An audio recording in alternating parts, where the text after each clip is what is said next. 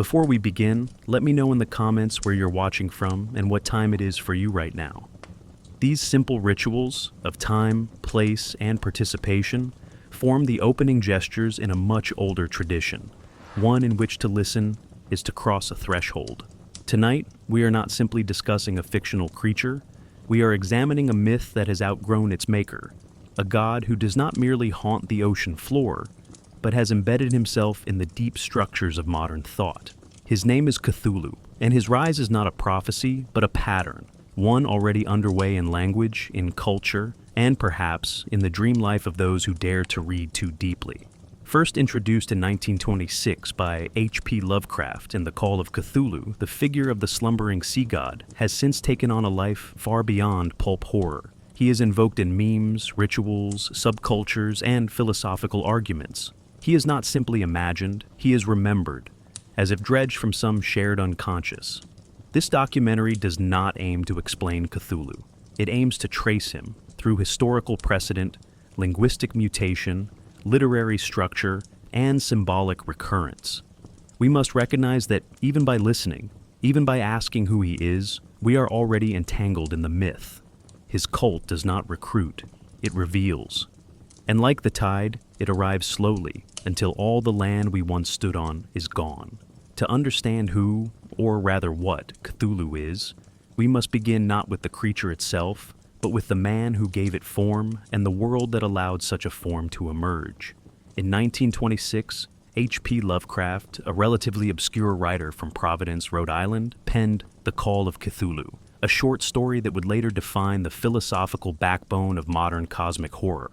But at the time of its creation, neither Lovecraft nor his audience could have anticipated the cultural resonance of this strange, aquatic god. The work did not emerge in isolation. It was a product of its moment, a moment defined by war, scientific upheaval, spiritual disorientation, and a profound crisis of human exceptionalism. World War I had ended less than a decade earlier. The trauma of mechanized death and trench warfare had shredded the Enlightenment illusion of rational progress. At the same time, the 1920s witnessed radical shifts in science and metaphysics. Einstein's theory of relativity, 1905-1915, Freud's psychoanalytic model of the unconscious, and the growing popularity of occult movements like Theosophy reconfigured how people understood time, space, and mind. Lovecraft, an autodidact with deep anxieties about ancestry, degeneration, and cosmic insignificance, absorbed these cultural tremors. The Call of Cthulhu, written in the summer of 1926 and published in Weird Tales in 1928, can be read as a synthesis of these tensions. It is not merely a horror story, it is a philosophical artifact shaped by the collapse of stable meaning. We must recognize that Lovecraft's intent was not to invent a new mythology for entertainment. Rather, he sought to replace mythology with an anti-theology grounded in indifference.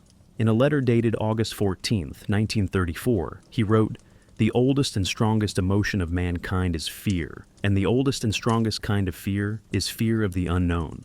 Cthulhu was the embodiment of that unknown, not merely as a creature, but as an epistemic force. Lovecraft's universe is one where knowledge itself is dangerous because it reveals humanity's irrelevance. In this way, the act of creation becomes inversion. Cthulhu is not the center of a belief system, but the collapse of all belief systems. He is not God. He is what exists when gods are forgotten, and the universe continues without notice. The setting of the story also reveals much about Lovecraft's psychological and cultural geography. He situates Cthulhu's emergence in the South Pacific, near coordinates 47°, 126°, far removed from New England's familiar decay. This strategic displacement serves multiple purposes. It removes the reader from the safety of the known world and reframes the ocean as an active agent of history. Moreover, the earthquake that razes Nyarlathotep in 1925, a documented event within the story's pseudo-academic structure, aligns with real seismic phenomena of the time, such as the 1923 Great Kanto earthquake in Japan. Lovecraft did not invent myth from the void. He embedded it in the real, ensuring that the reader's doubt could never fully dispel belief. Another essential component of Lovecraft's intent lies in his story's structure. The Call of Cthulhu unfolds as a document composed of other documents, newspaper clippings, police reports, ship logs, and personal letters. This approach, a form of narrative collage, mimics the methodology of a historian or anthropologist assembling fragments of a lost culture. The narrator, Francis Wayland Thurston, becomes a scholar in descent, uncovering a hidden lineage of madness and contact with inhuman knowledge. Lovecraft's use of fictional ethnography positions Cthulhu not as a villain, but as data. He does not appear directly until the final pages, and even then, only briefly. This narrative decision reflects a larger purpose: to make Cthulhu less a character and more a presence that accumulates weight through implication, not description. Lovecraft's broader corpus supports this reading. In stories like Dagon, 1919, The Temple, 1920, and At the Mountains of Madness, 1931, he consistently portrays ancient, aquatic, or alien beings as survivors of a pre-human epoch whose mere existence destabilizes modern understanding. Cthulhu is the culmination of this project. The idea that the real gods are not waiting to be worshipped, but to be remembered, by blood, by dream, by recurrence. The story's closing lines suggest as much. That is not dead which can eternal lie, and with strange aeons, even death may die. These lines, purportedly from the fictional Necronomicon, imply not hope, but return. Cthulhu does not threaten. He persists. Consider carefully, Cthulhu was never intended to be a monster in the conventional sense. He was designed to be a cognitive event, a rupture in perception, a reminder that human consciousness is provincial and temporary. His rise from the ocean is not literal in the sense of plot mechanics. It is symbolic of the way submerged truths, long buried, return without warning. Lovecraft's intention was to construct not just a myth, but a counter-myth, a narrative that unmakes narrative, a god that ungods the universe. This, perhaps more than anything, explains the peculiar persistence of the myth. It was never built to comfort. It was built to displace. As we move into the next section, we will explore the deeper cultural and philosophical antecedents that made Cthulhu's creation both inevitable and necessary. From ancient sea deities to Enlightenment philosophy, from Atlantis to Nietzsche, the god who lies dreaming in Relier does not emerge from imagination alone. He is part of a far older story, one we have been telling ourselves every time we feared the sea, forgot our place, or remembered our dreams. To understand the emergence of Cthulhu as a cultural artifact, we must first situate him within the longer continuum of aquatic, apocalyptic, and anti-human cosmologies. Lovecraft did not invent the idea of a great being sleeping beneath the ocean. He reconfigured it, distorted it through the lens of modern pessimism and scientific disillusionment. The figure of Cthulhu, with his cephalopod head, draconic wings, and massive scale, recalls more than just monsters. He recalls gods we tried to forget. The sea, after all, has always been humanity's most consistent metaphor for chaos, origin, and annihilation. Cthulhu does not rise alone. He rises atop the backs of thousands of submerged myths. In Mesopotamian cosmology, the goddess Tiamat, a dragon-like sea being, was split in half by Marduk to create the world. In this primal myth, water is not merely life-giving, it is hostile, formless, and total. Later, in Hebrew texts, we find Leviathan, a beast of the deep, created by God yet barely contained by divine power. Even in Christian Apocrypha, the abyss beneath the earth teems with creatures that predate man. These are not adversaries to be slain, but forces to be endured. Cthulhu's lineage in this sense is not modern, but primordial. He echoes a time when the gods were terrifying, the sea was unmeasured, and humanity did not sit at the center of any moral order. But ancient mythology is only one root. Cthulhu also descends from the philosophical crises of modernity. We must recognize the convergence of three late 19th and early 20th century thinkers whose ideas, though never explicitly cited by Lovecraft, saturate his fictional architecture: Charles Darwin, Friedrich Nietzsche, and Sigmund Freud. Darwin introduced a non-teleological view of life, suggesting that humans were not divinely created, but evolved, slowly, blindly, and without cosmic significance.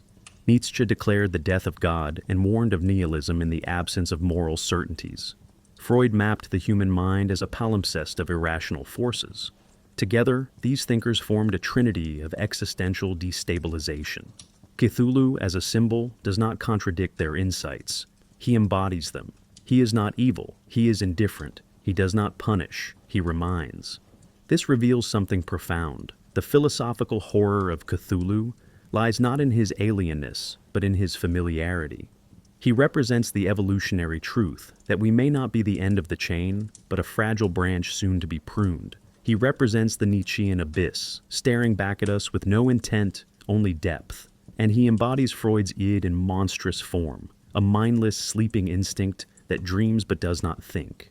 In this reading, R'lyeh becomes not a city, but a subconscious-made stone, a materialization of what the modern subject tries to repress but cannot unknow. We must also consider the Theosophical movement, popular during Lovecraft's lifetime, which posited lost continents like Lemuria and Atlantis, and imagine prehistoric civilizations ruled by spiritually advanced non-humans. Writers like Helena Blavatsky introduced concepts of root races and sleeping gods whose return would initiate a new epoch.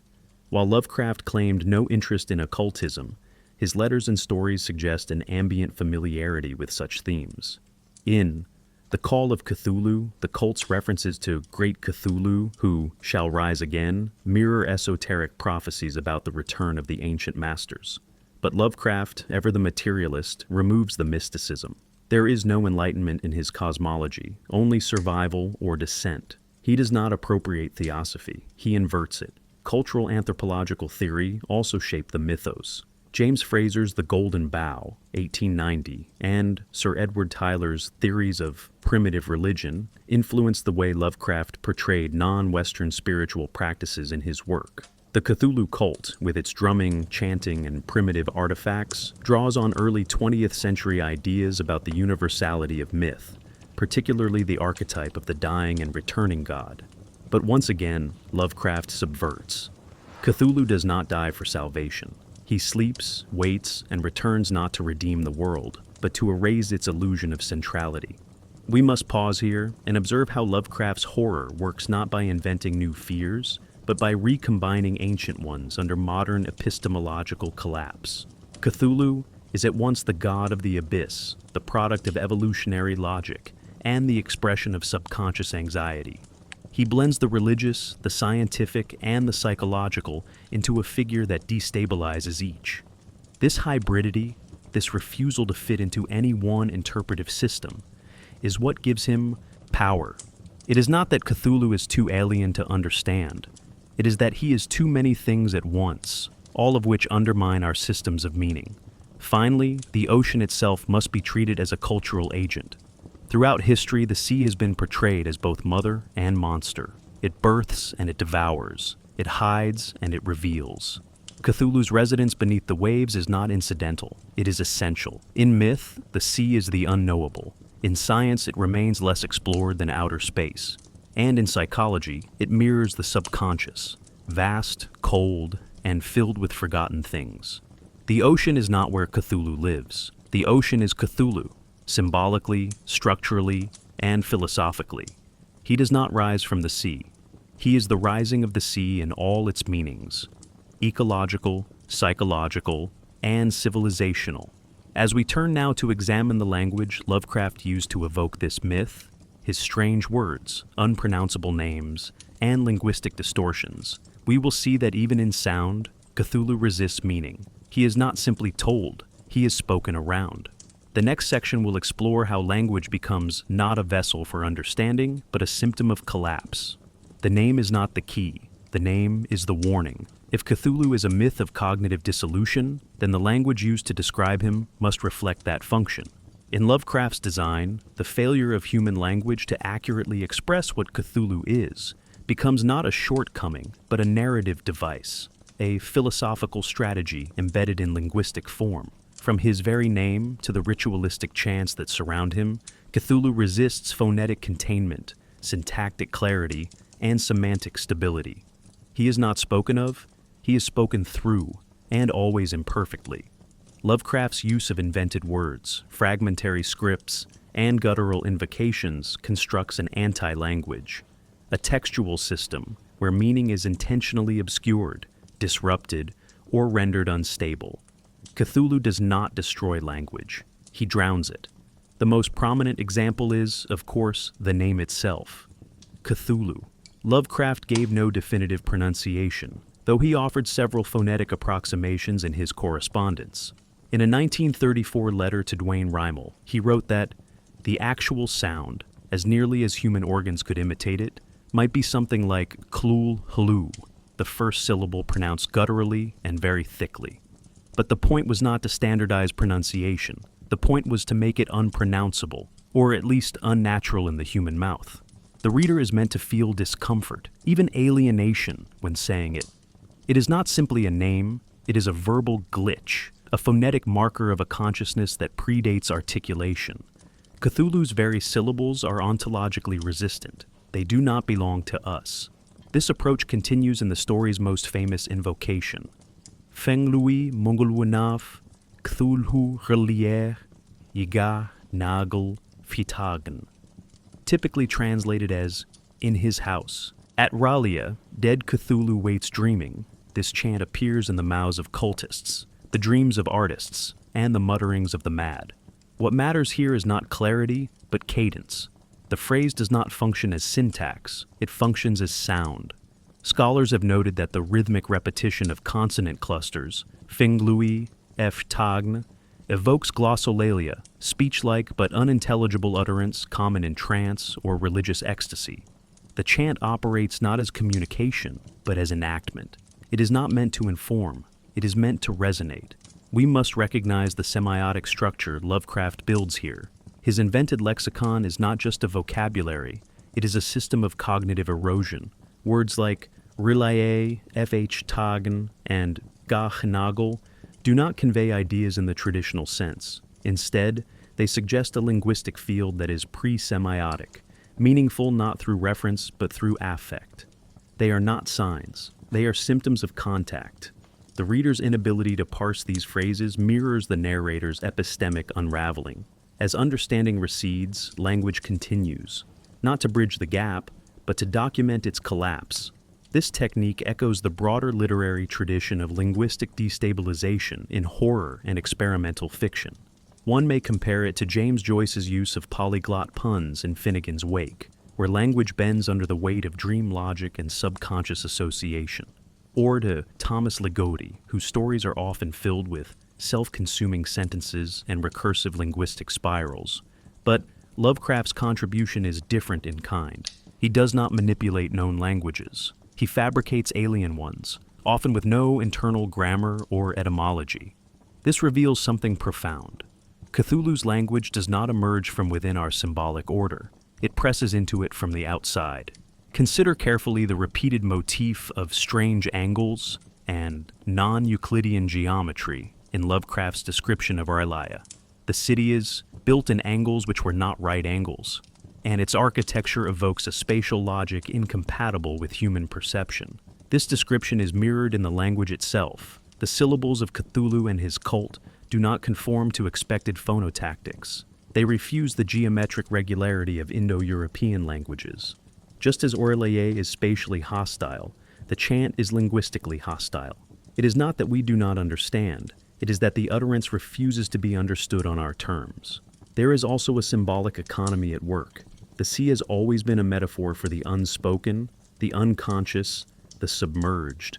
Lovecraft's invented words emerge from this metaphorical sea, bubbling up from dream, trance, and genetic memory. When the narrator in The Call of Cthulhu reads cultic documents or hears chants repeated by delirious sailors, he is not learning a language. He is being drawn into one. This distinction matters.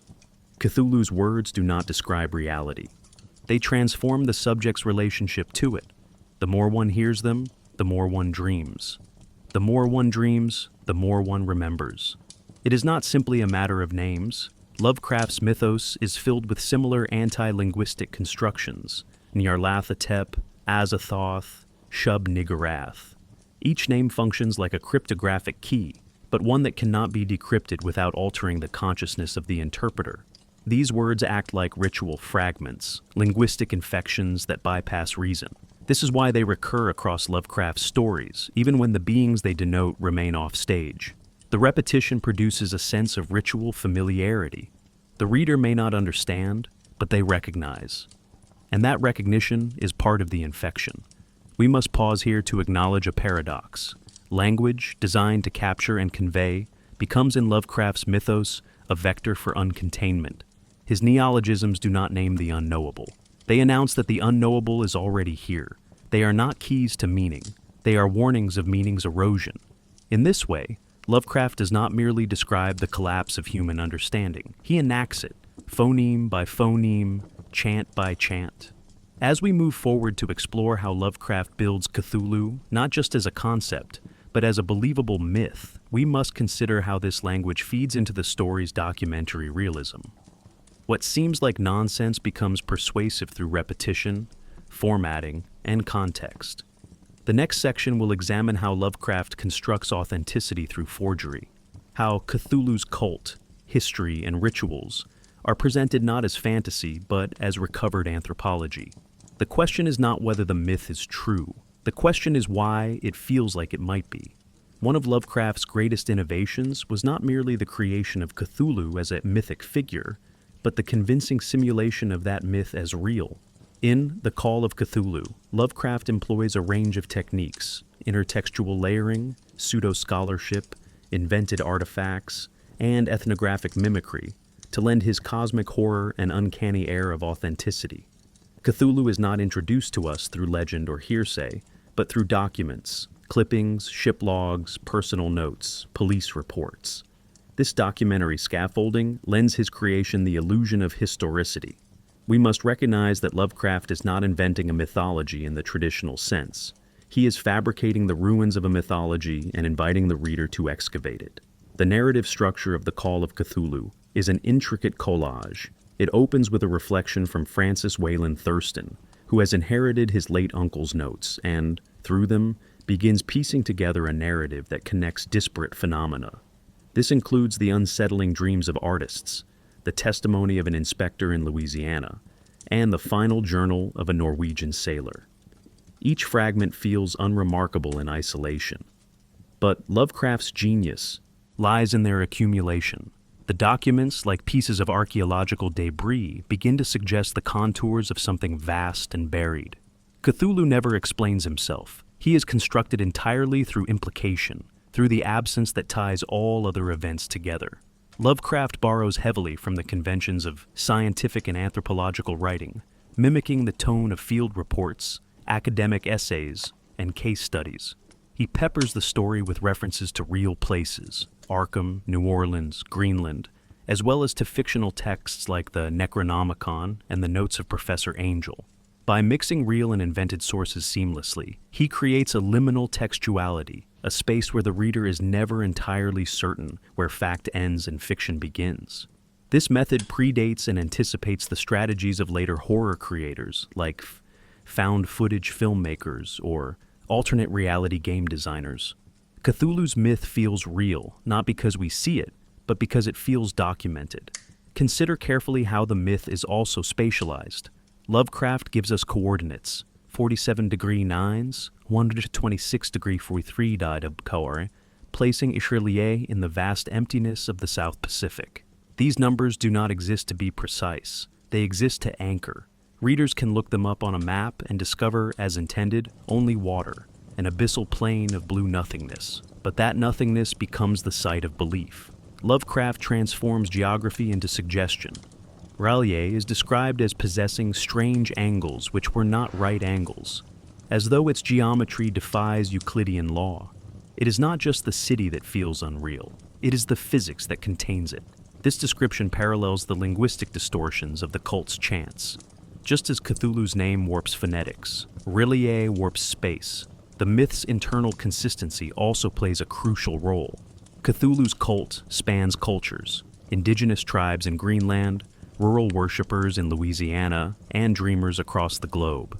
The implication is not that the cult spreads, but that it persists, rooted in something older than civilization itself. Lovecraft's invented scripture, that is not dead which can eternal lie, and with strange aeons even death may die, becomes a kind of deep time refrain, a signal of temporal rupture. The line, supposedly from the Necronomicon, recurs across texts, characters, and events. It functions like a liturgical fossil. Even those who do not understand its meaning feel its weight. We must pause here to acknowledge that what Lovecraft is building is not mythology in the classical sense, but mythography, a record of a belief system without fixed doctrine or resolution. Cthulhu is never fully described, never directly explained, never morally framed. There is no cosmogony, no pantheon with clearly assigned roles. There is only the suggestion of immensity and indifference. Lovecraft does not tell you how to think about Cthulhu. He simulates the experience of discovering that others have already thought about him, and that their thoughts are fragments of something older, deeper, and less human. This technique aligns closely with the strategies used by real-world esoteric traditions, where knowledge is often scattered across texts, guarded by conflicting accounts, and encoded in symbol. The Necronomicon serves as Lovecraft's master forgery, a fictional book that behaves like a real occult text. It is cited but never quoted fully, alluded to but never fully revealed. Its power lies not in content but in absence. By leaving the details vague, Lovecraft allows the reader's imagination to become a co-author of the myth. Cthulhu's cult is persuasive because it operates like an archaeological rumor, something half recovered, half suspected, and always deferred. It is not simply the facts of the story that convince, it is the form the story takes. Lovecraft builds a myth by reverse engineering it, crafting its debris first. A sculpture here, a dream there, a half-buried name in a sailor's diary. Myth, in this structure, is not a living tradition. It is a ruin, and readers do not consume it. They excavate it. The myth of Cthulhu gains strength from its incompleteness. Its fragmentation mirrors the very epistemic failure that Lovecraft's characters experience. What they cannot assemble, we cannot ignore. As we conclude this section, we must recognize that Lovecraft's myth-building does not ask the reader to believe. It asks them to doubt everything else. The next part of our investigation will move from origins to ontology, examining what Cthulhu means within the broader framework of cosmic horror. What does it mean for a god to sleep and dream rather than speak and command? What kind of being emerges not as a redeemer, but as a remainder, something the world tried to forget but could not? Cthulhu is not a myth in the traditional sense. He is the return of myth in a rational world that left no space for it. At the heart of Cthulhu's mythos lies a cluster of destabilizing philosophical propositions, insights so corrosive to human exceptionalism that even glancing contact with them results in madness, artistic paralysis, or, in the most faithful, worship. Cthulhu is not a monster in the traditional sense. He is a concept rendered flesh, a theorem embedded in biology. To engage with him is to collapse into the realization that consciousness is neither rare nor significant, and that our reality is structured not around meaning, but around proximity to indifference. His rise from the sea, whether literal or psychic, signals not vengeance or justice, but something far worse: the correction of a misperception. The first and most disquieting of these core ideas is cosmic insignificance. In The Call of Cthulhu, the narrator notes, "We live on a placid island of ignorance in the midst of black seas of infinity." This line, often cited as the thesis statement of Lovecraftian horror, reframes human civilization as an anomaly, an accidental eddy in a universe that neither notices nor requires it. Cthulhu, in this frame, is not antagonist but revelation. His very existence negates the anthropocentric worldview. It is not simply that we are small, it is that size, meaning, morality, these are categories without traction in the wider cosmos. We must recognize the shift here. Lovecraft replaces the fear of evil with the fear of irrelevance. Evil implies concern. Indifference suggests permanence. This revelation is compounded by the second major concept, entropy. Aurelier, Cthulhu's sunken city, rises briefly from the sea during a seismic disturbance and then sinks again. The event is not an invasion. It is a glitch, a reversion. Cthulhu does not climb out of the ocean in triumph. He momentarily breaches the boundary of perception, only to retreat once more into dormancy. This cyclicity mirrors thermodynamic entropy. Systems do not collapse violently, they unwind. Aurelier is described in the story as possessing greenish stone blocks covered with slime, and architecture that seems subtly wrong, with geometry all awry. These are not Gothic exaggerations. They are literary simulations of cosmic decay. Geometry fails, space distorts, language stutters, even the sea forgets what it buried. This reveals something profound. In Lovecraft's cosmology, entropy is not the end, but the condition. Nyarlathotep is not dying. It has always been dead, and in that death, waiting. The implication is staggering. Perhaps time itself is not linear, but recursive. Perhaps Cthulhu's sleep is not stasis, but gestation. Entropy here does not bring peace. It reintroduces noise, dreams, and return. The return is not resurrection. It is reminder. Humanity, like Nyarlathotep, will sink. The third axis of Lovecraft's philosophical triangle is dream reality. Cthulhu, as described in the story, does not act upon the world through physical movement, but through dream transmission. Sensitive individuals, artists, poets, madmen, report visions of strange cities, cosmic vistas, and aquatic colossi. The most merciful thing in the world, the narrator warns, is the inability of the human mind to correlate all its contents. This line does more than foreshadow madness. It establishes dream as the medium through which Cthulhu operates. He is not a beast in the material sense. He is a signal from a deeper layer of the real. Dreams in Lovecraft are not delusions. They are perforations, moments when the mind becomes porous to external, often older, consciousness. We must pause here and consider the philosophical inversion.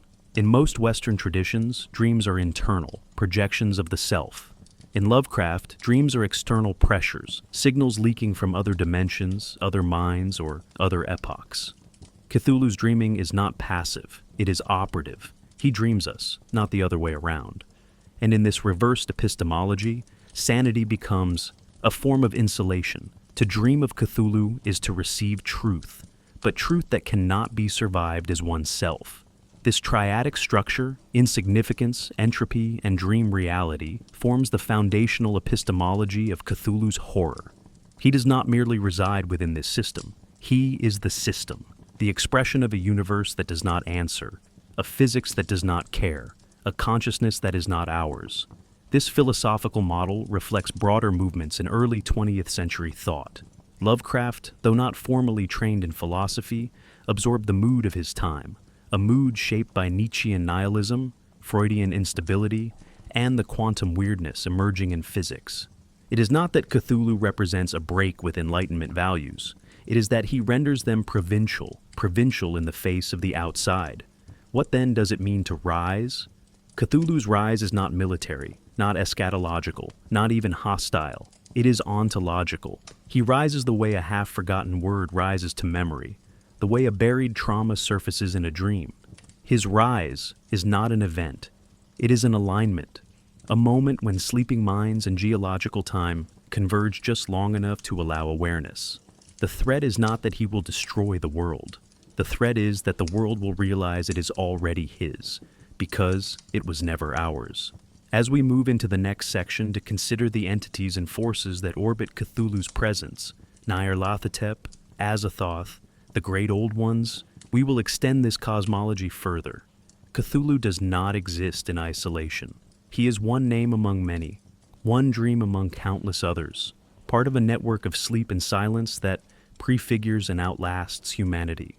If he is the echo, we must now ask, what is the voice? Cthulhu, though often treated as the central figure of Lovecraft's mythos, is not a sovereign deity in a traditional pantheon. Rather, he is one nodal point in a broader cosmological system, one defined not by hierarchy, but by ontological incomprehensibility. To speak of the entities or forces involved is already to risk mischaracterizing them, for Lovecraft's creations do not fit neatly into the categories of gods, aliens, or spirits. They are categories unto themselves, disturbances in the fabric of intelligibility. Cthulhu is a focal point, yes, but he is neither supreme nor unique. He is part of a vast and ancient ecology of being.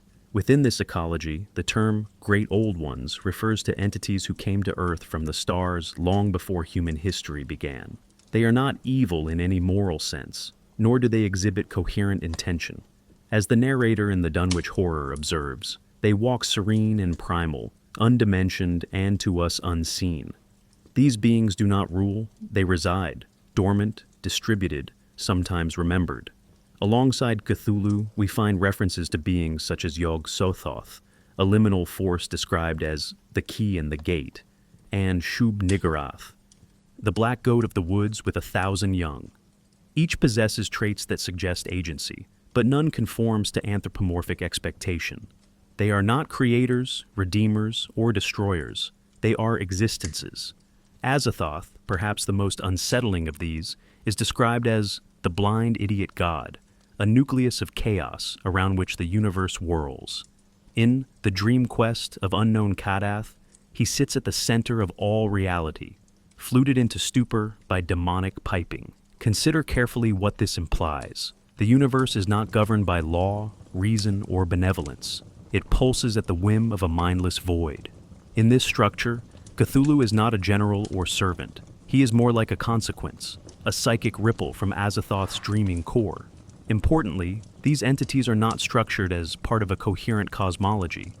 Lovecraft's mythos, a term coined by August Derleth rather than Lovecraft himself, was later systematized by other writers into a kind of occult theology. But in Lovecraft's original texts, the structure remains ambiguous. The Great Old Ones are not gods in the mythopoeic sense. They are fragments of presence, ontological disruptions whose meaning is always deferred. The attempt to codify them into pantheons, charts, or RPG stat sheets misses the point. Their power lies in their unresolved relationships. They are not arranged in a chain of command. They are correlated symptoms of a deeper non-human logic. Dreamland's beings complicate this picture further. In tales such as The Dream Quest of Unknown Kadath and The White Ship, Lovecraft constructs a parallel ontology, accessible through dream. These realms are not merely imaginary. They are adjacent, coexistent, and permeable. Creatures encountered there, from the Zoogs to the Night Gaunts, seem folkloric on the surface, yet their behavior and persistence across dreams suggest a reality that operates independent of the dreamer. Cthulhu himself is said to communicate through dreams, suggesting a shared intersubjective medium across which the Old Ones move. This is not metaphor. It is infrastructure. The dreamlands are not fantasies. They are terrains. We must recognize that what Lovecraft introduces is a non-theistic metaphysics, one where entities exist outside any need for worship, validation, or interaction.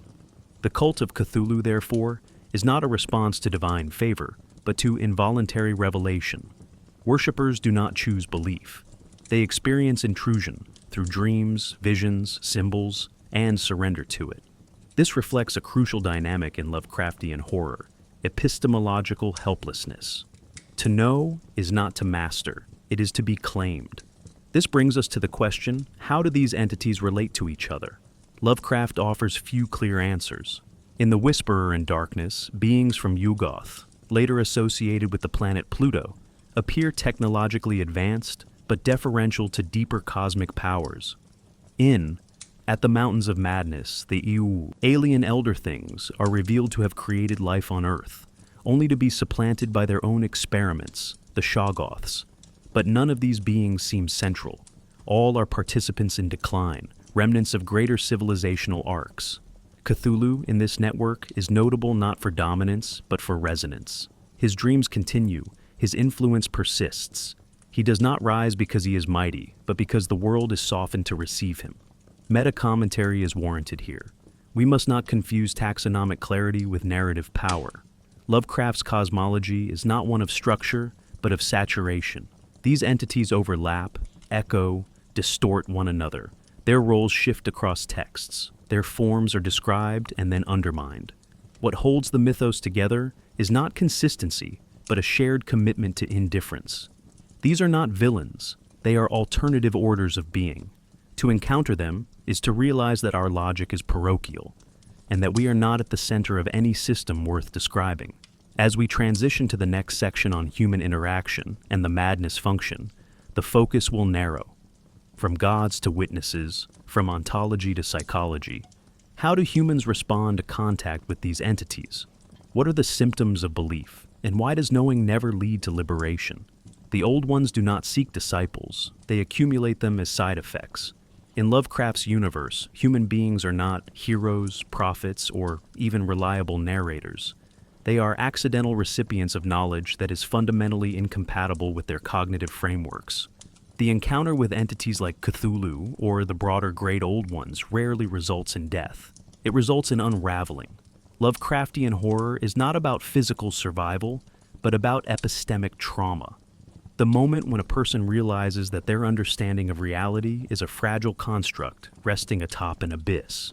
And it is this madness function, this correlation between knowledge and psychological collapse, that lies at the core of human interaction with the mythos. In the Call of Cthulhu, this function is revealed incrementally. Sculptors dream of impossible cities. Sailors go mad after glimpsing something vast and half-seen. Academics piece together data until their frameworks implode. Most notably, the narrator, Francis Wayland Thurston, does not witness Cthulhu directly. Instead, he becomes infected by knowledge through his uncle's notes, cultist confessions, and reports from the sea. The most merciful thing in the world, he writes, is the inability of the human mind to correlate all its contents. This line suggests that madness is not the result of a supernatural event. It is the consequence of synthesis. Knowledge is not merely dangerous, it is unsurvivable. We must recognize this structure. Lovecraft inverts the Promethean model of enlightenment. In traditional Western mythology, knowledge is redemptive. It lifts the veil, brings light, and frees the subject. But in Lovecraft's cosmology, knowledge is corrosive. It unveils not truth, but incongruity, the realization that human life has no centrality, and that the systems by which we navigate reality are irrelevant to the deeper mechanics of the cosmos. The pursuit of truth leads not to clarity, but to dissolution. One does not lose their mind because they see Cthulhu. One loses it because they realize that seeing was never the point. Artistic expression serves as a key conduit for this cognitive breach. In both The Call of Cthulhu and The Haunter of the Dark, Lovecraft shows how artists, poets, and musicians become mediums for the mythos, not out of desire, but because their minds are tuned, however unconsciously, to receive the frequencies of the old ones. Henry Anthony Wilcox, the sculptor who dreams of Nyarlathotep, is described as neurotic and hypersensitive. His dreams do not originate within him. They are received transmissions, echoes from Cthulhu's dormant consciousness. The mythos does not merely punish the curious, it uses them as transmitters, interpreters, and ultimately warnings. The cultists, meanwhile, represent another mode of human interaction, adaptation through submission. In New Orleans and the South Pacific, diverse groups engage in rituals, chants, and sacrifices designed to honor or awaken the sleeping god. These rituals are often dismissed by academics within the stories as the ravings of the uneducated or mentally unstable. But the narrative subtly suggests otherwise. These individuals are not deluded. They are aware, perhaps more aware than the story's skeptical narrators. The cultist does not fear madness because he has accepted a truth beyond language, law, or life. In this sense, belief becomes a defense mechanism, not against the mythos, but against the implications of resisting it. This dual structure, mad artist and loyal cultist, presents a chilling dichotomy. One either collapses in the face of the real or adapts by abandoning the self. There is no heroic resistance, no triumph of reason. In this system, madness is not a bug. It is the default response to contact with the mythos. Even institutions, universities, scientific societies, government agencies are powerless. In The Shadow Out of Time, scholars who uncover the existence of pre-human civilizations are either ignored, institutionalized, or silenced. The mythos cannot be taught. It can only be survived briefly. Consider carefully the recurring motif of dreams in this framework. Dreams in Lovecraft are not internal projections. They are external pressures, psychic ruptures caused by proximity to greater forces. The mind dreams of Cthulhu, not because it wants to, but because the boundary between self and cosmos has thinned. The dream is a leak, a symptom of the containment breach that knowledge represents. Madness, then, is not error. It is the logical consequence of accurate perception. In Lovecraft, the mind breaks not because it fails, but because it succeeds too well. This reveals something profound. Lovecraft's fiction suggests a theory of consciousness as fragile containment. Rationality, identity, and sanity are not robust truths. They are precarious filters, evolved for survival, but not for accuracy. When these filters are pierced by data, by vision, by revelation, the system crashes. The mythos does not kill the body. It removes the mind's permission to exist. Madness is the artifact of having seen too much and being unable to forget. As we move into the next subsection, we will deepen this inquiry into knowledge itself. What happens not merely when one sees the mythos, but when one understands it, even incompletely? What are the mechanisms by which forbidden knowledge circulates and corrupts? And more pressingly, can one possess this knowledge without being possessed by it? If madness is the price of contact, then epistemic collapse is its broader cultural consequence. The next chapter will show that the true horror is not madness. It is knowing and continuing. In Lovecraft's mythos, the true antagonist is not a monster or a cult. It is knowledge itself, specifically the kind of knowledge that undoes the frameworks by which we define reality, identity, and sanity. To speak of forbidden knowledge in this context is to describe more than taboo content. It is to speak of epistemic radiation, truths that cannot be unknown, information so fundamentally misaligned with the human mind that the act of knowing becomes an act of unraveling. In this schema, Cthulhu is not merely a being. He is a data point too large for the mind to hold. We must recognize that Lovecraft's horror derives not from what is hidden, but from what is revealed too clearly. The philosopher Eugene Thacker refers to this as the unthinkable world, a realm that is not outside of knowledge, but outside of thought's capacity. In The Call of Cthulhu, the protagonist assembles fragments of disparate evidence, newspaper clippings, archaeological reports, and cult testimonies, until a picture begins to form. Yet the more he understands, the less stable his world becomes. The sciences, each straining in its own direction, he writes, have hitherto harmed us little. But someday the piecing together of dissociated knowledge will open up such terrifying vistas of reality that we shall either go mad from the revelation or flee from the deadly light into the peace and safety of a new dark age. That line may be the most succinct expression of epistemic collapse ever put to paper. It is not the knowledge itself that destroys. It is the correlation, the synthesis of seemingly unrelated truths that reveal the artificiality of our categories. The horror is not that the mythos exists. The horror is that we can't keep it compartmentalized.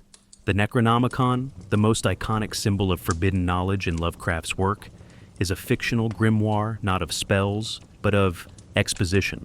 It functions as an epistemic contaminant, a volume of ideas that infects those who read it. To open the Necronomicon is not to gain power. It is to lose the illusion that there was ever power to be gained. This dynamic aligns with what contemporary philosophers call the trauma of the real, a moment when symbolic systems collapse, revealing the void beneath. In Lovecraft's fiction, characters are often well-read, educated, rational. They possess what we might call epistemic privilege. And yet, when confronted with the mythos, their intelligence becomes a liability. The more they understand, the faster they disintegrate. Knowledge is not a torch against the darkness. It is a hole in the wall through which the outside seeps. The deeper one peers, the more one sees that meaning was always an illusion. Consider carefully. Forbidden knowledge is never isolated in Lovecraft. It is networked, a web of interconnected texts, ruins, dreams, and testimonies. Each fragment pulls toward another. Each clue deepens the rupture. This cumulative method of storytelling is also a model for how epistemic collapse functions. One does not learn a single terrible fact. One discovers that all facts have changed. Time, biology, religion, and identity cease to be reliable coordinates. They are no longer anchors. They are artifacts of human limitation. Take, for instance, At the Mountains of Madness, 1931, where an Antarctic expedition uncovers the remnants of a pre-human civilization built by the alien Elder Things. These creatures engineered life on Earth, including humanity, only to be overthrown by their own creations. This narrative undoes both theological and Darwinian teleology. Evolution becomes experimentation. Origins become accidents. Humanity, in this context, is not fallen. It is redundant. The revelation does not kill the narrator. It destabilizes his participation in meaning. He survives, but can no longer function as a bearer of coherent truth. This reveals something profound. In Lovecraft's cosmology, truth is not something one gains. It is something one falls into. And there is no climbing back out. The arc is not redemptive. There is no hero's journey. Instead, the protagonist ends in retreat, mentally shattered, silenced by institutional dismissal, or murdered by cultists. This narrative repetition is not laziness. It is structural. The mythos is not built to be known. It is built to resist closure. Forbidden knowledge in this world is not concealed. It is unusable. Rhetorically, Lovecraft supports this theme by fragmenting his stories, found manuscripts, interrupted journals, conflicting reports. The reader rarely receives a coherent account. Instead, we experience what his characters experience: partial disclosure, collapsing coherence. This style mimics the very epistemology it portrays. The texts behave like artifacts of forbidden knowledge, promising explanation but delivering only hints, ruptures, and suggestions of that something far larger. Lovecraft does not give us Cthulhu. He gives us the side effects of knowing Cthulhu exists. And yet, people keep searching. The forbidden always beckons. Why? Because in a disenchanted world, the mythos offers a form of re-enchantment, dark, indifferent, but cosmically scaled. In the void left by the death of God, the mythos offers presence without morality, pattern without intention. For some, this is horror. For others, it is relief. The cultist and the scholar are two sides of the same coin, both seduced by the promise of knowing, both ultimately transformed by what they find. As we move into Part 3, examining the literary manifestations of Cthulhu, we will trace how these philosophical tensions are embodied in narrative. From the call of Cthulhu to the shadow over Innsmouth, we will see how Lovecraft translated epistemic collapse into structure, character, and image. These are not just stories. They are diagnoses of what happens when the mind becomes porous to the outside. Cthulhu does not come to conquer. He comes to disclose. And once the disclosure begins, meaning itself begins to drown. Cthulhu's entrance into literary history is not a singular eruption, but a layered manifestation, emerging through the sediment of earlier stories, thematic preoccupations, and metaphysical speculations that HP Lovecraft had been refining long before he named the being. Though The Call of Cthulhu, written in 1926, published in Weird Tales in 1928, is the formal debut of the entity, the conceptual groundwork for Cthulhu had been gestating across multiple earlier texts.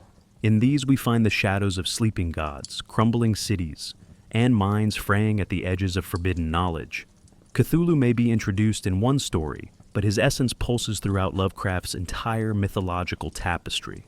To trace the earliest hints of Cthulhu, one must look first to Dagon, 1917, an early short story written during Lovecraft's recovery from a nervous breakdown. Here, we find a nameless narrator who, lost at sea, encounters a vast monolith carved with indecipherable symbols and sees a creature rising from the depths, described as a thing which cannot be described.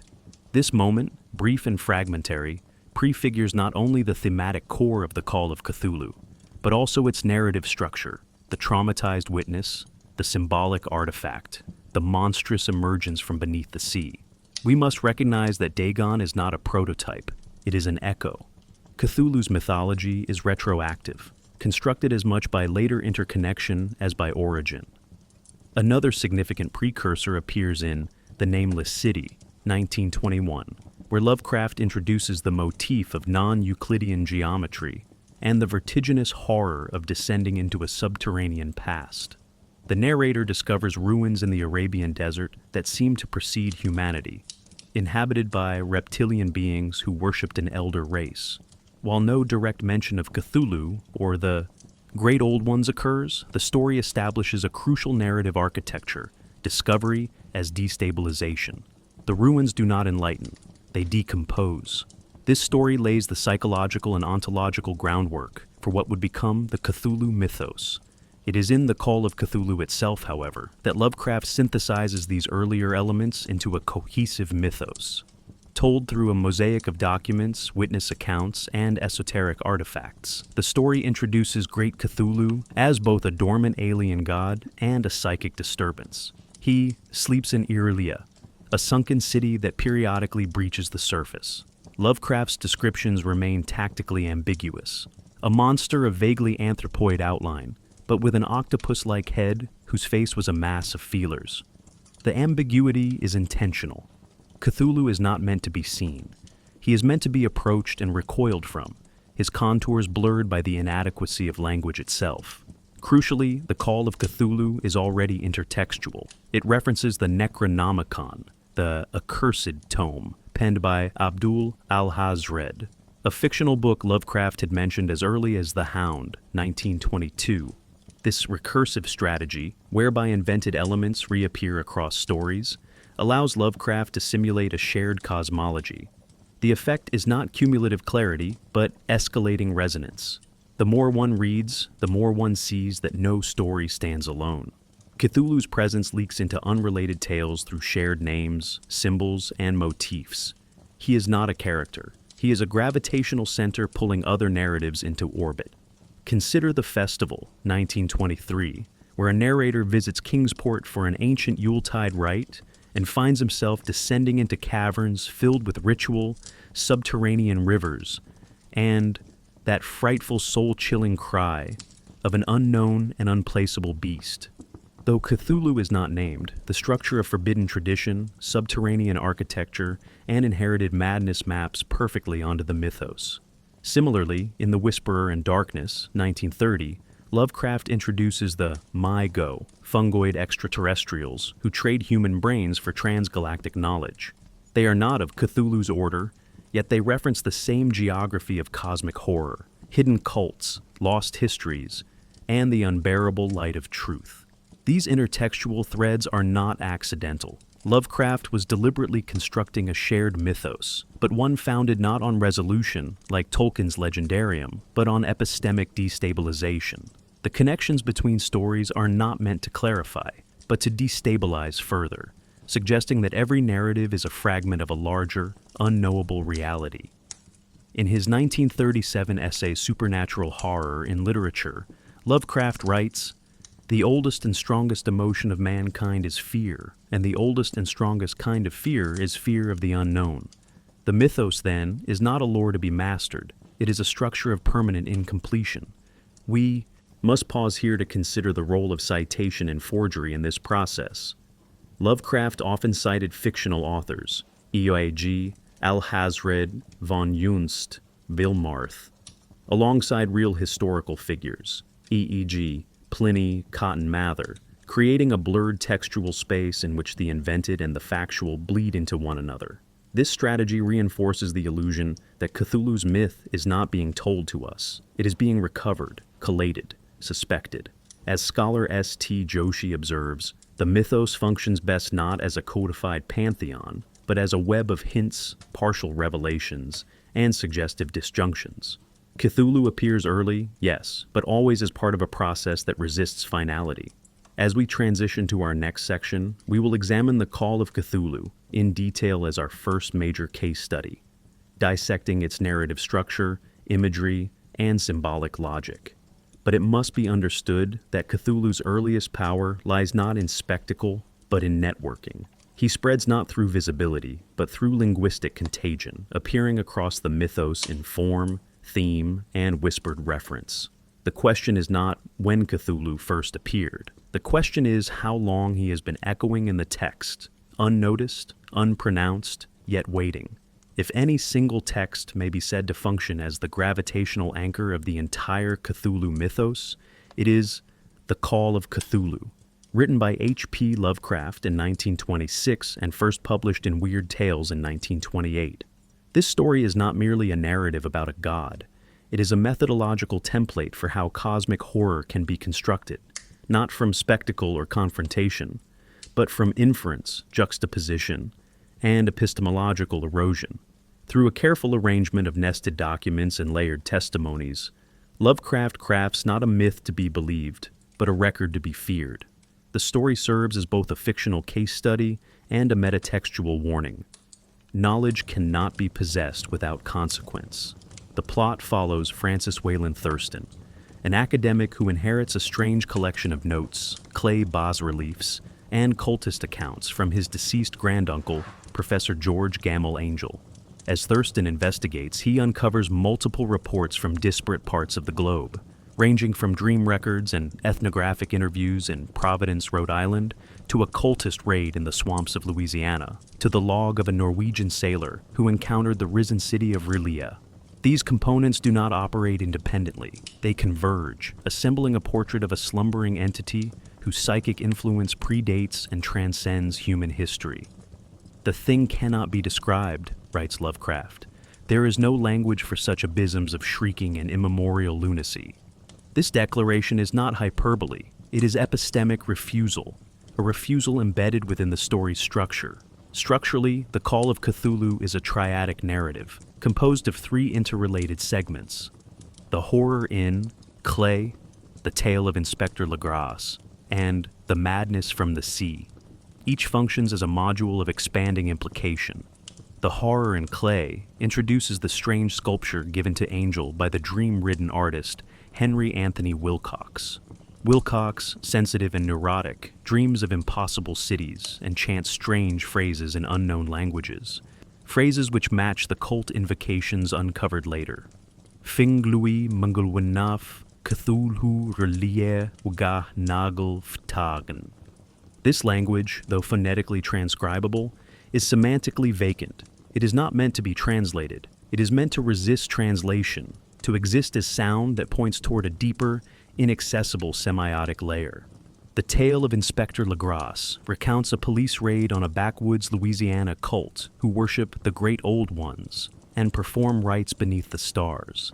This section gives us the first articulation of Cthulhu's religious framework, a cosmology in which beings from the stars once ruled Earth were cast down, and now wait beneath land and sea for their resurrection. They were not composed altogether of flesh and blood, one cultist says. They had shape, but that shape was not made of matter. This is not metaphysics, it is a description of beings that interfere with the category of matter itself. The cult does not worship in hope, it worships in memory. The mythos is not a future, it is a recurrence. The madness from the sea brings the narrative full circle with the recovered account of Gustav Johansen, a Norwegian sailor whose ship encountered the risen city of R'lyeh after a seismic disturbance. Here we find the most direct description of Cthulhu's emergence, a city of geometry that was all wrong, where the angles were acute, obtuse, and altogether impossible. Johansen's account culminates in a horrific glimpse of the god itself, an image which collapses language, time, and sense.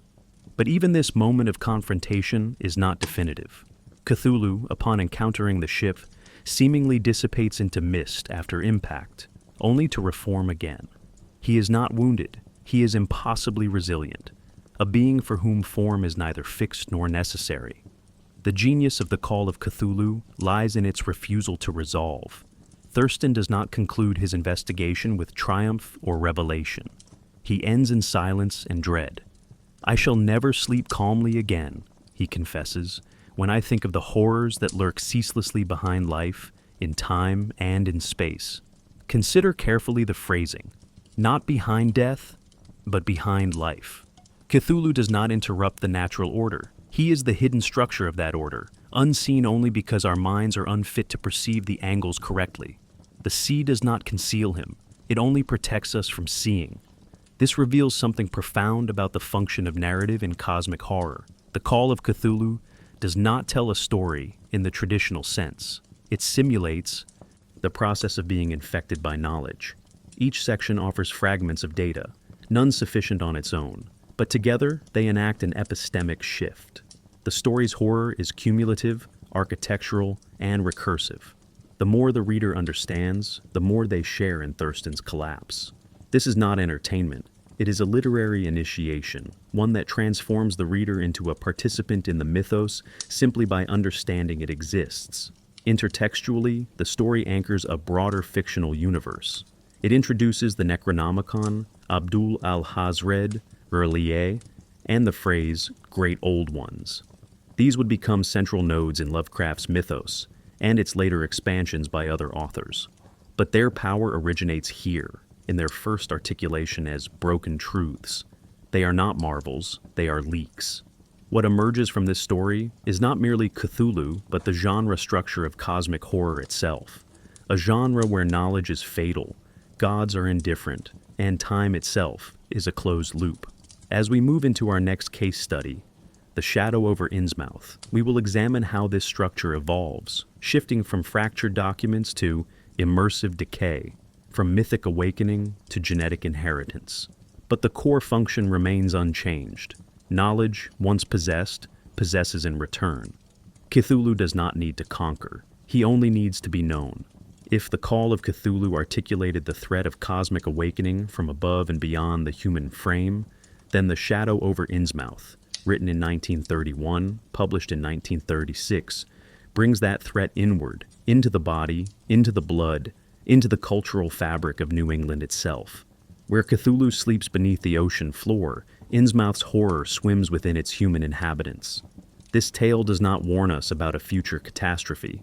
It reveals that the catastrophe has already occurred, generations ago, and that it looks human. In this story, Lovecraft exchanges the cosmic vista for the local labyrinth, yet the philosophical stakes remain enormous. For in Innsmouth, identity itself is porous, inheritance is cursed, and the final horror is not transformation, but the realization that one was always other. The narrative follows an unnamed protagonist, an amateur genealogist and antiquarian, who visits the decaying seaport of Innsmouth while touring New England. Initially curious about the town's architecture and history, he soon uncovers unsettling rumors of a mysterious hybrid race, of an undersea deity named Dagon, and of strange figures glimpsed at night near the harbor. His investigation leads him through libraries, government offices, and ultimately into the bowels of the town itself, culminating in a desperate escape through subterranean tunnels and the revelation of a horrifying family legacy. "I am the last," he concludes, "and I shall dwell amidst wonder and glory forever." This final line, read against the opening's rational tone, functions not as horror, but as a capitulation, a willing submission to the very thing he once feared. Narratively, Innsmouth is one of Lovecraft's most structurally cohesive stories. Unlike The Call of Cthulhu, which fractures reality across documents and testimonies, Innsmouth unfolds in a linear, immersive mode. This difference is critical. The reader experiences the town as the narrator does, slowly, through glimpses, overheard rumors, and architectural decay. Lovecraft's descriptions are meticulous. He paints Innsmouth as a town fallen into decay, where the buildings were mostly square and of wood, with stone foundations, sometimes with brick chimneys and narrow windows. The environment is sick, rotting, yet familiar. This setting is not alien like R'lyeh. It is domestic, unsettling because it is almost normal. We must pause here to consider the symbolic function of Innsmouth as a location. It is not merely a town, it is a container for cultural infection. The hybrid deep ones, amphibious beings who interbred with humans in exchange for wealth and fish, symbolize a contamination of lineage, tradition, and identity. But crucially, this contamination is not recent. It is historical, buried, inherited. The protagonist's horror is not that the town is changing, but that he is part of its past, unknowingly shaped by a pact made before his birth. Lovecraft displaces the fear of monstrous invasion into the fear of ancestral discovery. One does not become the other. One learns one was always other, only misperceiving oneself as human. The deep ones themselves are not described in full detail. They are glimpsed as shadows, as slick movements in the dark, as eyes in moonlit streets. Lovecraft refrains from spectacle.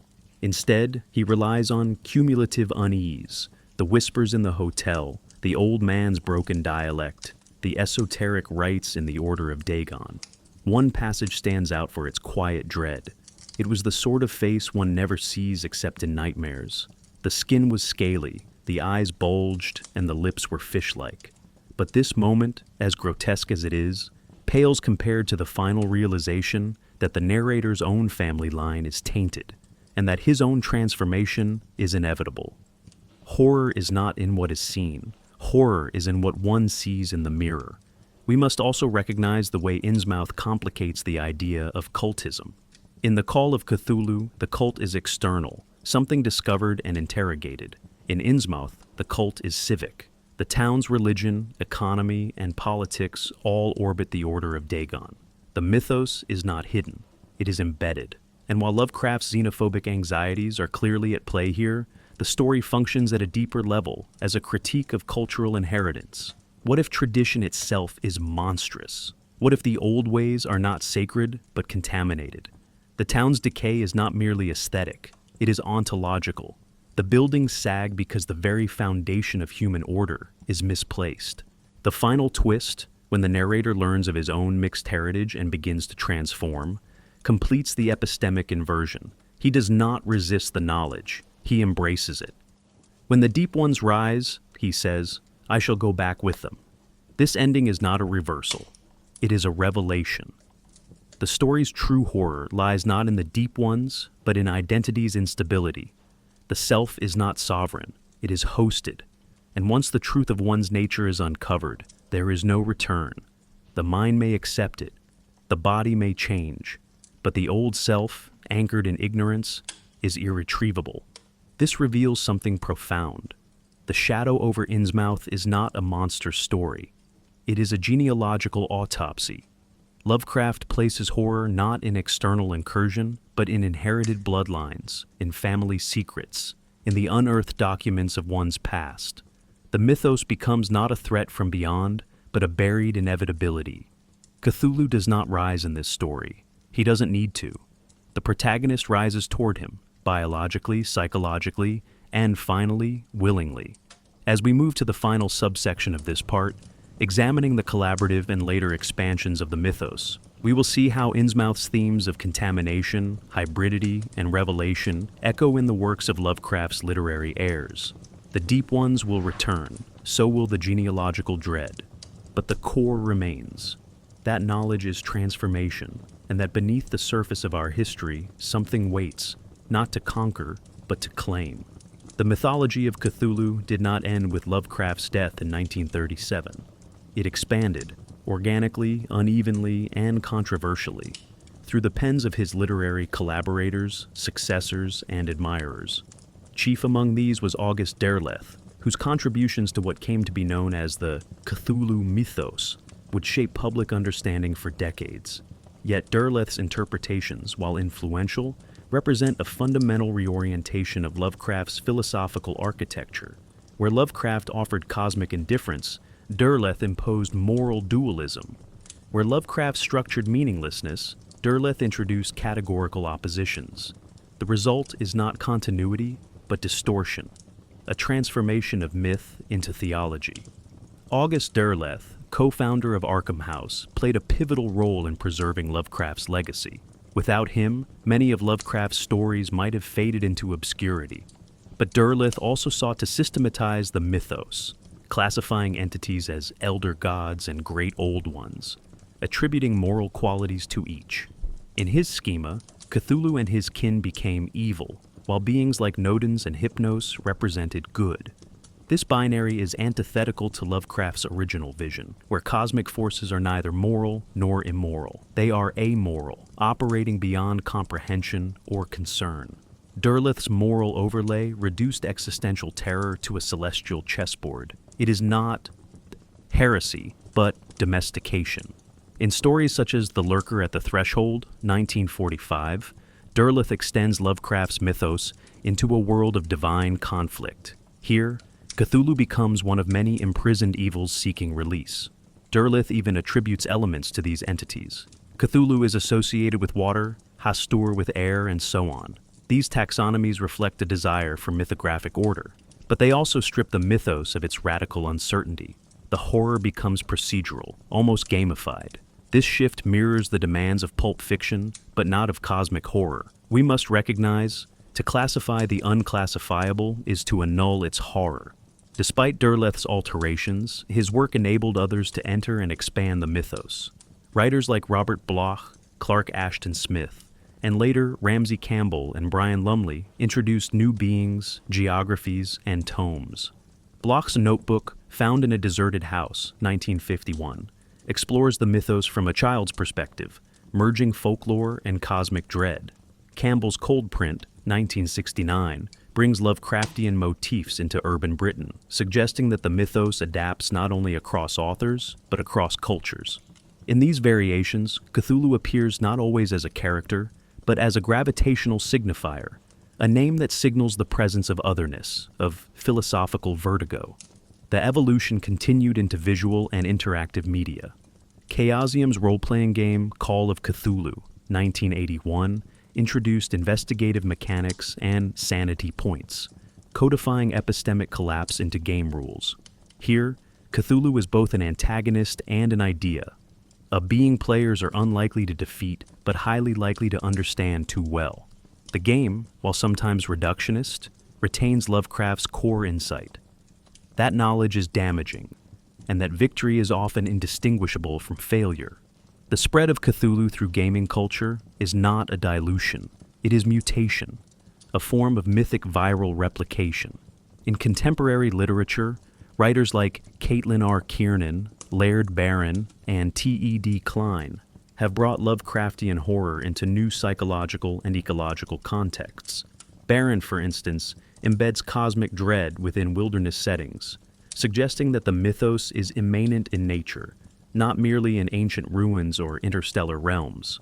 Kiernan's work, such as The Drowning Girl, 2012, reconfigures mythic terror through gender, mental illness, and non-linear narrative, demonstrating that Cthulhu is not bound by his original descriptors. He is symbolically recombinant, capable of signifying trauma, alienation, and discontinuity in manifold forms.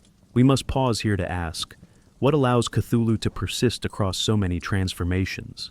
It is not iconography alone, it is structure. Lovecraft's original stories function as epistemological horror, where the structure of knowing collapses under the weight of the real. Later writers may add flesh, motive, or theology, but the most enduring expansions are those that preserve this epistemic instability. They resist resolution, they imitate decay, they echo the voice without giving it words. Rhetorically, this multiplicity reveals something profound. That myth, once loosed, becomes non-linear and polyphonic. Cthulhu is no longer just a character in a story. He is a narrative function, a placeholder for whatever exceeds language and logic. Like the god he mimics, the myth itself sleeps in dreams, waiting to be awakened by those who dare to write, to read, or to correlate too many contents. The collaborative mythos does not weaken Cthulhu. It proves his viral strength. As we transition into Part 4 and begin to examine Cthulhu's afterlife in cultural, psychological, and subcultural domains, we must carry forward this insight, that the myth does not live in consistency, but in circulation. Cthulhu's story is not linear. It is fractal, recursive, and unstable. The horror now is not just in the story, but in the fact that it continues. Long after Lovecraft's death, the figure of Cthulhu has seeped beyond literature into the domain of modern folklore, appearing not merely in fiction, but in the ambiguous territory of urban legend, digital hoax, and so-called real sightings. This migration from page to popular belief is not accidental, it is structural. The very design of Lovecraft's mythos, with its fragmented narratives, faux citations, and forbidden texts, encourages a mode of reception that blurs the boundary between fiction and fact. Cthulhu was never intended to be merely read. He was meant to be suspected, recovered, and ultimately feared as real. What began as metafiction now functions as modern myth. One of the earliest documented examples of Cthulhu entering pseudo-reality came in the form of forged academic references. As early as the 1950s, readers began to inquire at libraries about the Necronomicon, genuinely believing it to exist. Some claimed to have read it, others claimed to know someone who had. The phenomenon escalated in the 1970s with the publication of Simon's Necronomicon, a grimoire falsely attributed to Lovecraft's creation, but written in the style of occult manuals. Though clearly derivative, the book sold hundreds of thousands of copies and became a staple in occult bookstores. This reveals something profound. Fictional artifacts, if rendered convincingly, migrate into belief. The Necronomicon became an object of power, not because it was real, but because reality did not matter. Consider carefully the rise of digital folklore in the early 2000s. Online forums and creepypasta platforms began to host first-person accounts of Cthulhu sightings, dreams, and strange rituals. On Reddit, YouTube, and obscure message boards, users shared blurry photos of tentacled shapes on beaches, described sonar anomalies in the Pacific, or reported feeling drawn to certain underwater coordinates. Most of these posts are quickly debunked, but their power lies not in truth. They derive strength from suggestion, from the possibility that something ancient stirs. The internet, with its endless capacity for layered hoaxes, is not a threat to myth. It is ideal soil for it. What Lovecraft simulated in fiction, fragmented documentation, unreliable testimony, recursive doubt, the digital age has replicated organically. Perhaps the most emblematic case is the so-called bloop phenomenon.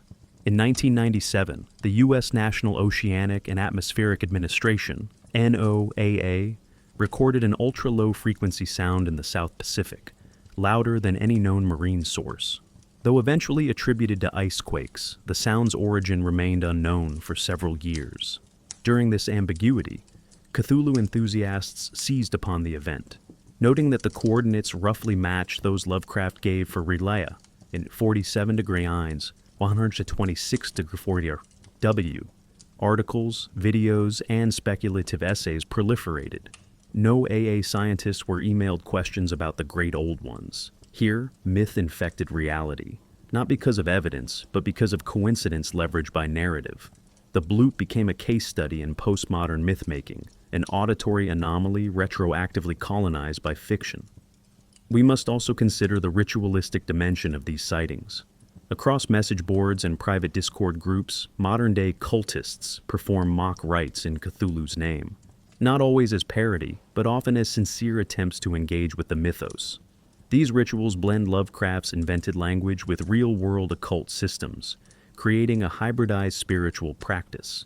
One might chant Ia, Cthulhu, Fetagen, not out of belief in Cthulhu as a literal god, but in recognition of his conceptual power. In this sense, Cthulhu functions not unlike ancient trickster deities or chaos spirits, figures invoked not for comfort, but for disruption. The god is not worshipped for salvation. He is called upon to unmake certainty. Rhetorically, what makes these sightings and hoaxes compelling is their grounding in Lovecraft's original technique, the document as artifact. When a Reddit user posts a grainy photo of a tentacle on a pier, they participate in a literary lineage. When a blog references an underwater anomaly in the tone of scientific neutrality, it echoes the call of Cthulhu's epistolary structure. Even the language, dense, pseudo-academic, punctuated with footnotes, is borrowed. The result is a strange recursion. Fiction generates real hoaxes which mimic fictional forms. The loop is closed.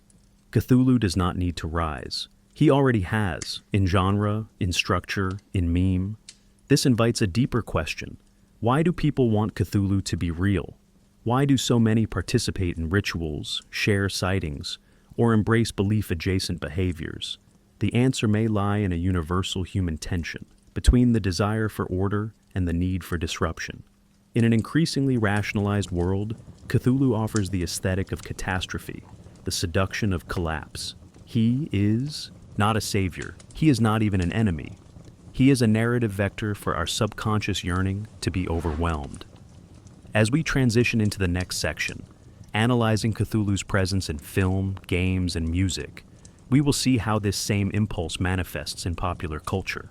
But we must retain this insight, that belief in Cthulhu does not require proof. It requires structure, ambiguity, and repetition. Urban legends function not because they are believed to be true, but because they are needed. And in a world of diminishing myth, Cthulhu persists, not on the ocean floor, but in every story that ends not with closure, but with a question. While Lovecraft's Cthulhu remains largely dormant in his original texts, glimpsed in fragments, suggested rather than shown, his legacy in popular media has undergone a strange inversion. In film, games, and music, the once indescribable has become iconographic. The tentacled visage, the sunken city, the chant, Fanglui Maglwinaf Cthulhu Relie Eswagah Nagel Ftagen, all now exist not as whispered lore, but as imagery, sound, and playable mechanics. Yet this transformation is not mere dilution. In many cases, it is mutation. Cthulhu survives in culture not by remaining static, but by adapting, parasitically, to new mediums, genres, and desires. What was once horror through absence now becomes presence through reinterpretation. Cinema, for instance, has long struggled with Lovecraft. The very techniques that make his writing effective, ambiguity, suggestion, epistemic collapse, are often ill-suited to a visual medium that demands revelation. Nonetheless, traces of Cthulhu appear throughout horror history. John Carpenter's The Thing, 1982, though not a direct adaptation, channels Lovecraftian motifs, a shapeless ancient entity, isolation in a frozen wasteland, the paranoia of identity dissolution. Similarly, The Mist, 2007, based on Stephen King's novella, features interdimensional monsters and religious madness, key echoes of mythos logic. And in The Void, 2016, viewers confront robed cultists, geometric symbols, and a godlike entity just beyond the veil of flesh. None of these films mention Cthulhu by name, but the silhouette is unmistakable. He exists not in dialogue, but in structure, as the organizing absence around which dread coheres. We must pause here to acknowledge a rare direct invocation, The Call of Cthulhu, 2005, a silent film produced by the HP Lovecraft Historical Society, which embraces 1920s aesthetics to match the story's era. Shot in black and white with intertitles and an expressionist style, the film avoids modern horror's obsession with clarity. It preserves ambiguity, portrays Rillier with theatrical unreality, and treats Cthulhu not as spectacle but as a fleeting presence. This adaptation, by mimicking form, does what few modern films attempt. It translates the mood of cosmic horror rather than its monsters. The result is not terrifying in a conventional sense, but deeply unsettling, like an artifact that should not exist. Video games, however, have proven far more fertile ground. Their interactive structure mirrors Lovecraft's epistemological journeys. The player investigates, uncovers fragments, descends into knowledge, and often suffers madness or death. In Call of Cthulhu, Dark Corners of the Earth, 2005, players navigate Innsmouth, encountering Deep One hybrids and unraveling a conspiracy rooted in mythos theology. Sanity mechanics, visual distortion, auditory hallucinations mimic the collapse of the protagonist's mind. Later games such as Bloodborne, 2015, use Lovecraftian imagery, Great Ones, insight-based perception, unknowable gods, to structure both narrative and gameplay. In Bloodborne, one gains knowledge not to win, but to see differently. Doors appear where there were none. Flesh becomes symbol. The horror lies not in dying, but in perceiving too much. Other games, including The Sinking City, 2019, Eternal Darkness, Sanity's Requiem, 2002, and the Arkham Horror board game series reinforce this trend. Cthulhu is never just a boss to defeat.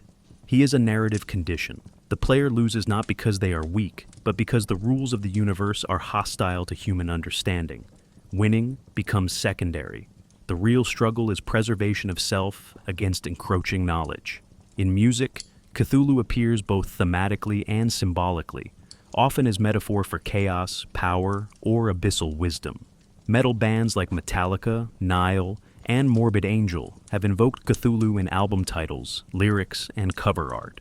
Metallica's instrumental The Call of Cthulhu, 1984, and The Thing That Should Not Be, 1986, do not simply reference Lovecraft. They channel his atmospheres, slow builds, dissonant chords, and oppressive tonality that evokes submerged pressure and lurking dread. In darker ambient and drone genres, artists like Nox Arcana and Cryo Chamber have composed entire albums inspired by Rillier, layering chants, watery echoes, and inhuman murmurs. These compositions do not narrate, they summon. The music becomes ritual. Interestingly, Cthulhu also surfaces in ironic and comedic musical contexts.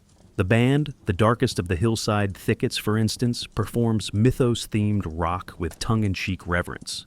Even mainstream artists such as Stephen Lynch and Flight of the Conchords have alluded to Lovecraft's creatures in humorous songs. This duality, earnest horror and ironic homage, demonstrates Cthulhu's symbolic flexibility. He can be deity, metaphor, or punchline, often in the same cultural breath. This reveals something profound. Cthulhu has transcended genre. He is no longer confined to horror. He inhabits structure, film, mechanics, games, and rhythm, music, not as a fixed figure, but as resonance. Each medium translates the mythos differently, films by suggestion, games by descent, music by atmosphere, but all return to the same core theme, the erosion of human centrality. In these adaptations, Cthulhu is not just seen, he is played, heard, participated in, a shift that extends the myth's reach into experiential ontology. As we move to examine how Cthulhu has been appropriated by subcultures and academic discourse, we must retain this insight, that adaptation is not dilution, but diffusion. Cthulhu's power is not in being preserved, but in being re-invoked. He does not merely haunt stories. He now haunts media itself. The figure of Cthulhu, once confined to the literary margins of pulp horror, has become a pervasive symbol across both subcultural and academic spheres. This migration reflects not just popularity, but a deeper philosophical utility. Cthulhu, and by extension Lovecraft's mythos, offers a flexible framework for expressing alienation, existential dread, and epistemic instability, from punk zines and occult communes to peer-reviewed journals and university curricula. The Great Old One has become a cipher, a symbol through which modern thinkers and creators engage with the fragility of meaning itself. His tentacles are no longer just monstrous, they are methodological. Among subcultures, Cthulhu's appeal lies in his anti-structure.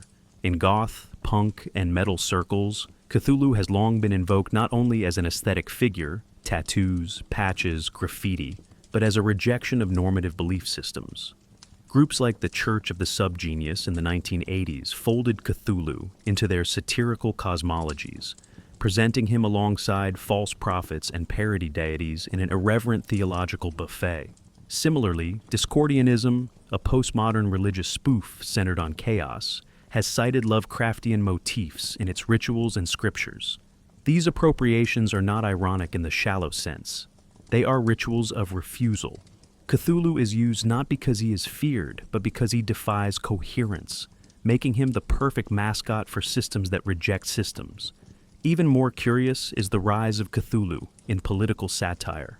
During the 2010s and beyond, the slogan, "Cthulhu for President, why settle for the lesser evil?" appeared on posters, t-shirts, and websites. This meme, while humorous, underscores a deeper cultural frustration.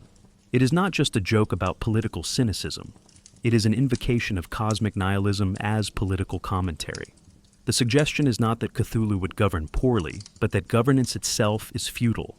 In this context, the mythos becomes a metaphor for systemic collapse, for institutions that are no longer navigable by human reason.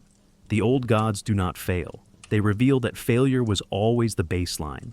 Academia, too, has embraced the Cthulhu mythos, not as superstition, but as speculative epistemology.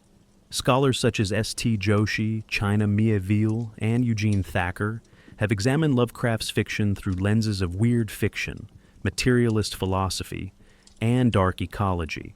Thacker, in particular, uses Cthulhu as an emblem of the world without us, a universe that exists independently of human perception or value.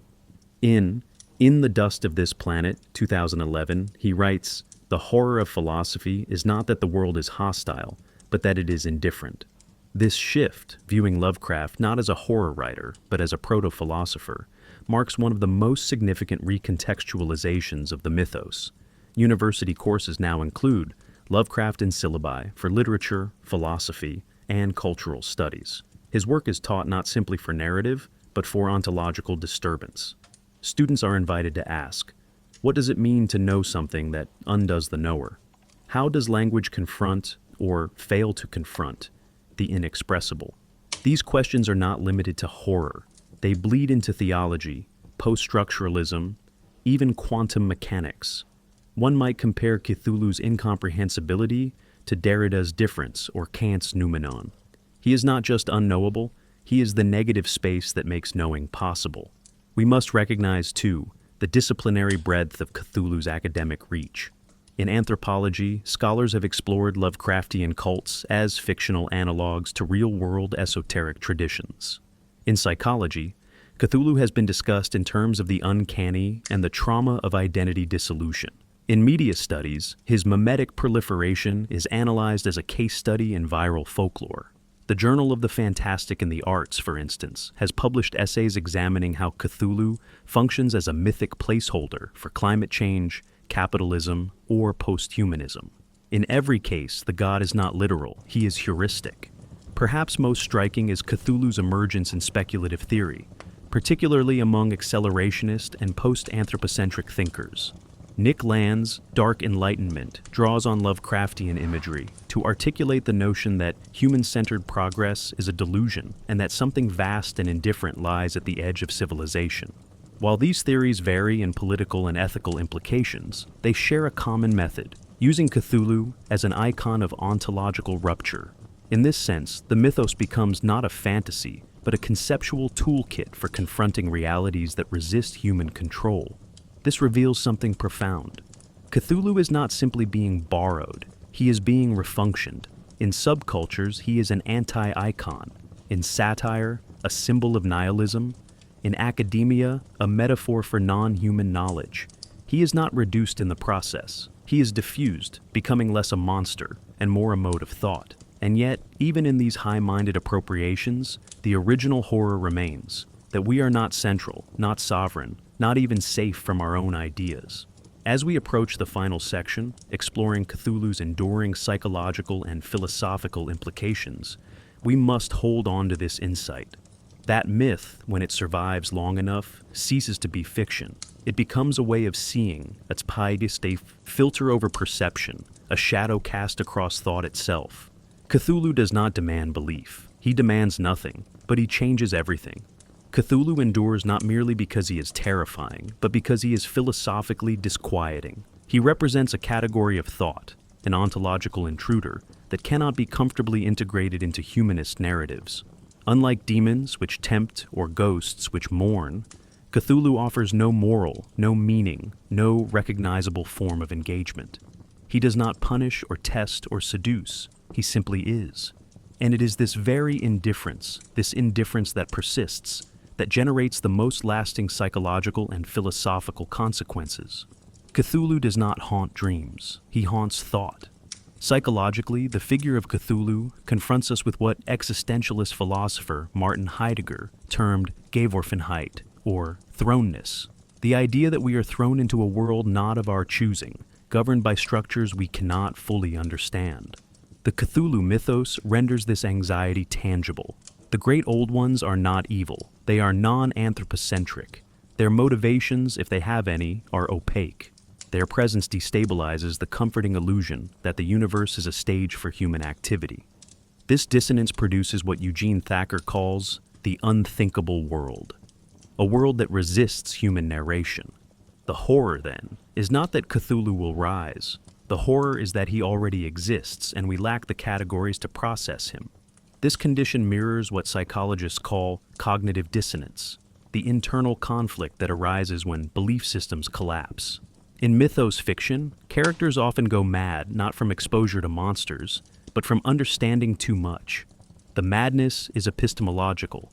The most merciful thing in the world, Lovecraft writes, is the inability of the human mind to correlate all its contents. Here, madness is not breakdown, it is clarity, and it is not just characters who undergo this shift. Readers, too, experience a subtle destabilization, a lingering sense that their categories of truth and reality may not be as fixed as once believed. Philosophically, Cthulhu challenges the Cartesian premise of a coherent, knowable self. Descartes claimed, "I think, therefore I am," a statement of confidence in the rational selfhood. But Cthulhu's mythos suggests the inverse. To think is to unravel. To know certain truths is to dismantle the self.